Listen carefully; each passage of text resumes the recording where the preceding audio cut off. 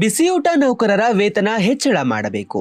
ಅಡುಗೆ ಮಾಡುವ ಸಂದರ್ಭದಲ್ಲಿ ಆಗುವ ಅವಘಡಗಳಿಗೆ ಇರುವ ಪರಿಹಾರ ಹೆಚ್ಚಿಸಿ ಆರೋಗ್ಯ ವಿಮೆಯ ಸೌಲಭ್ಯ ನೀಡಬೇಕು ಎಂದು ಆಗ್ರಹಿಸಿ ಬಿಸಿಯೂಟ ನೌಕರರು ಮತ್ತು ಅಂಗನವಾಡಿ ನೌಕರರು ಡಿಸೆಂಬರ್ 1ರಿಂದ ಜಂಟಿ ಹೋರಾಟವನ್ನು ನಡೆಸಲಿದ್ದಾರೆ. ಕೇಂದ್ರ ಸಚಿವರ ಕಚೇರಿಯ ಮುಂದೆ ಈ ಹೋರಾಟವನ್ನು ಹಮ್ಮಿಕೊಂಡಿದ್ದು, ಧಾರವಾಡ, ಮಂಡ್ಯ, ಬೆಂಗಳೂರು, ತುಮಕೂರಿನಲ್ಲಿ ಧರಣಿಯನ್ನು ನಡೆಸಲಿದ್ದಾರೆ. ಈ ಕುರಿತು ಸಿಐಟಿಯು ಸಂಯೋಜಿತ ಕರ್ನಾಟಕ ರಾಜ್ಯ ಅಕ್ಷರ ದಾಸೋಹ ನೌಕರರ ಸಂಘಟನೆಯ ರಾಜ್ಯ ಪ್ರಧಾನ ಕಾರ್ಯದರ್ಶಿ ಮಾಲಿನಿ ಮೇಸ್ತಾ ಮಾತನಾಡಿದ್ದಾರೆ.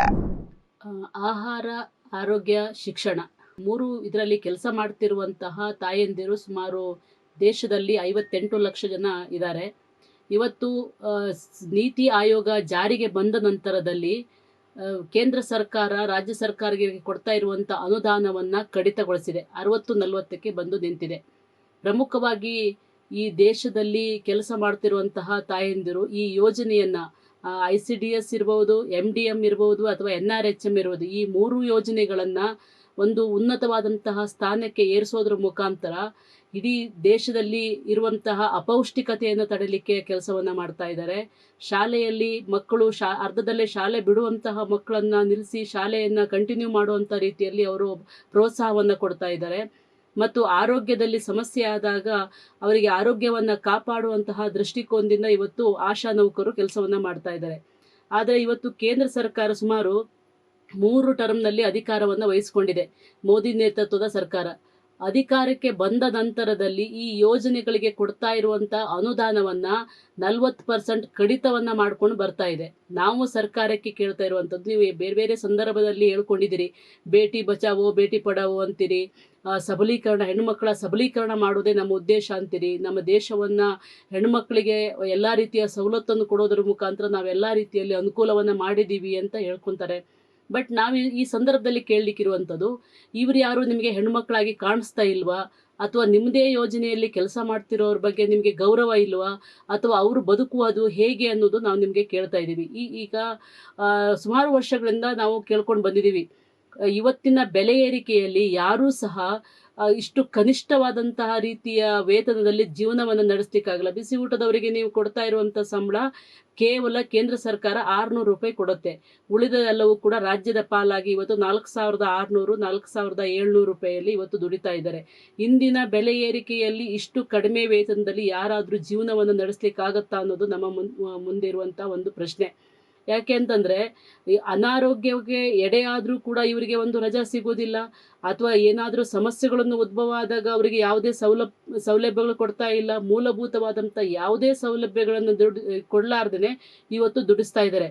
ಕೆಲವು ರಾಜ್ಯದಲ್ಲಿ ಇವತ್ತು ಕನಿಷ್ಠ ಕೂಲಿಯನ್ನು ಕೊಡಬೇಕು ಅಂತ ಹೈಕೋರ್ಟ್ ಆದೇಶವನ್ನು ಮಾಡಿದೆ. ಉತ್ತರ ಪ್ರದೇಶದಲ್ಲಿ ಮಾಡಿದೆ, ಪಂಜಾಬ್ದಲ್ಲಿ ಮಾಡಿದೆ.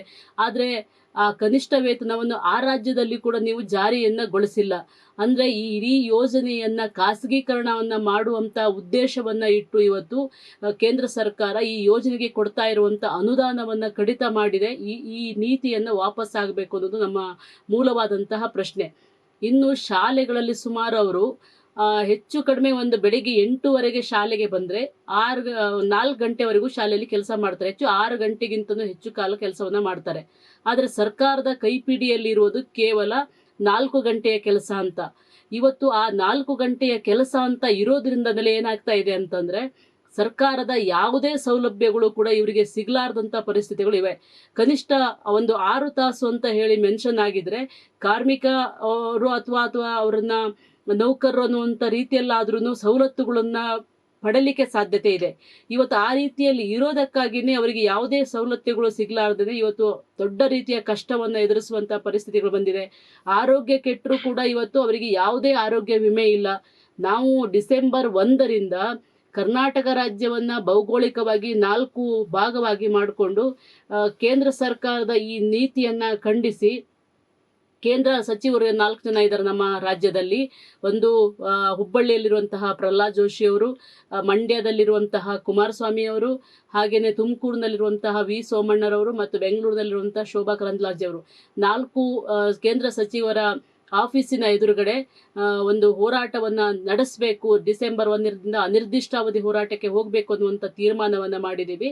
ಕನಿಷ್ಠ ಒಂದೊಂದು ಭಾಗದಲ್ಲಿ ಹೆಚ್ಚು ಕಡಿಮೆ ಒಂದು 20-25 ಸಾವಿರ ಜನ ಅನ್ನುವಂಥ ರೀತಿಯಲ್ಲಿ ಎಲ್ಲ ರೀತಿಯ ತಯಾರಿ, ಅಂಗನವಾಡಿ ಬಿಸಿ ಊಟ, ಆಶಾ ಈ 3 ಸಂಘಟನೆಗಳು ಸೇರಿ ಈ ನೇತೃತ್ವವನ್ನು ವಹಿಸ್ಕೊಂಡಿದ್ದೀವಿ.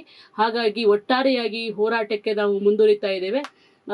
ಕೇಂದ್ರ ಸಚಿವರು ಬಂದು ಮನವಿಯನ್ನು ಸ್ವೀಕಾರ ಮಾಡಿ ಮುಂದಿನ ಬಜೆಟ್ ಏನಿದೆ ಫೆಬ್ರವರಿಯಲ್ಲಿ 2026ರಲ್ಲಿ ಬರುವಂತಹ ಬಜೆಟ್ನಲ್ಲಿ ಈ ನೌಕರರಿಗೆ ವೇತನವನ್ನು ಕೊಡ್ತೀವಿ ಅನ್ನುವಂತಹ ವಿಶ್ವಾಸವನ್ನು ವ್ಯಕ್ತಪಡಿಸಬೇಕು. ಮತ್ತು ನಾವು ಕೇಂದ್ರ ಸರ್ಕಾರ ಜೊತೆಗೆ ಮಾತುಕತೆಯನ್ನು ನಡೆಸಿ ಎಲ್ಲ ಸೌಲಭ್ಯಗಳನ್ನು ನೀಡುವಂತಹ ನಿಟ್ಟಿನಲ್ಲಿ ನಮ್ಮ ಪ್ರಯತ್ನ ಇರ್ತದೆ ಅನ್ನುವಂಥ ರೀತಿಯಲ್ಲಿ ಅವರು ಹೇಳುವವರೆಗೂ ಕೂಡ ನಾವು ಹೋರಾಟವನ್ನು ವಿಡ್ರಾ ಮಾಡ್ಕೋಬಾರದು ಅನ್ನುವಂಥ ತೀರ್ಮಾನವನ್ನು ಮಾಡಿದ್ದೀವಿ. ಸರ್ಕಾರ ಅದಕ್ಕೆ ಸ್ಪಂದಿಸಬೇಕು ಅನ್ನುವಂಥ ರೀತಿಯಲ್ಲಿ ಹೇಳ್ತಾ ನಮ್ಮ ಹೋರಾಟ ಮುಂದುವರಿಯುತ್ತೆ.